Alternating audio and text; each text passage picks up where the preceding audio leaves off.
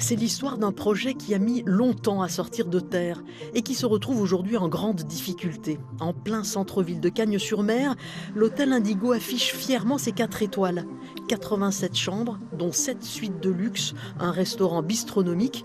C'est la deuxième fois que ce couple italien y pose ses bagages. Ici, ils font des prix plus abordables qu'ailleurs sur la Riviera. Moi, je ne suis pas en vacances. Je viens pour le travail à Sofia Antipolis. Les prix sont plus chers là-bas. 11 ans se sont écoulés entre le dépôt du permis de construire et l'ouverture de l'établissement. Mais après seulement 3 années d'exploitation, l'hôtel se retrouve en redressement judiciaire, tout comme le groupe qui gère le 4 étoiles cagnois. Réaumur France n'a pas répondu à nos demandes d'interview malgré plusieurs relances.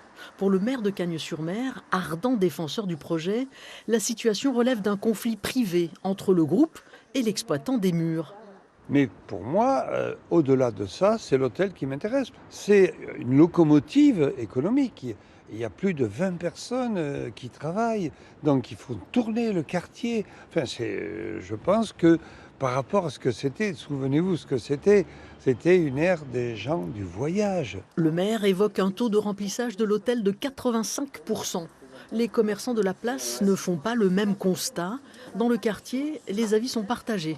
Ça apporte un certain attrait pour la ville, je trouve ça très positif. On n'a pas une hôtellerie très développée sur Cagnes. Un hôtel 4 étoiles en centre-ville de Cagnes-sur-Mer avec les bouchons, pas génial niveau vue, quoi. C'est vrai, les 4 étoiles font souvent face à la mer. D'ailleurs, les historiens parlent d'inégalité territoriale pour expliquer la cartographie du prestige azuréen. Il y a les points phares centraux, on pourrait dire, du tourisme. La principauté de Monaco, la promenade des Anglais, éventuellement la Croisette. Mais on a aussi eu la volonté d'aller inventer d'autres lieux qui vont se révéler favorables. Oui, Saint-Paul-de-Vence, oui, sur certains endroits autour de Grasse, mais ça reste risqué. En plus de l'hôtel de Cagnes-sur-Mer, le groupe Réaumur a 2 autres projets de 4 étoiles sur la Côte d'Azur, à Saint-Laurent-du-Var. Les 128 chambres sont prêtes depuis des mois. Pourtant, l'hôtel, situé sur la route du bord de mer, devant des immeubles et une 2x2 voies, ne devrait pas ouvrir avant le printemps prochain.